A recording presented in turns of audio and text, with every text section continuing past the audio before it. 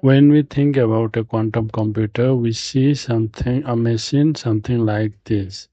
Let's break down what the part are called. So there are here five parts are there. The first part is this. This is mainly a refrigerator. Operation is to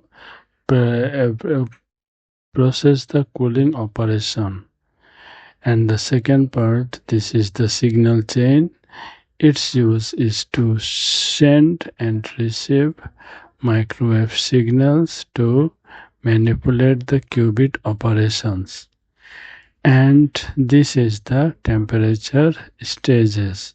These are the gold plated copper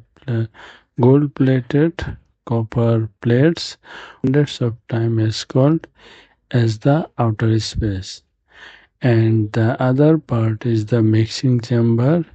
This is also maintains the temperature, and in it amplifies additional cable filters and mounts that holds the quantum processing units.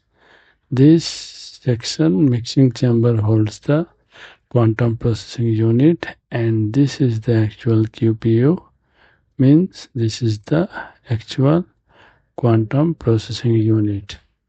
This information all is available in the Rigetti.com website.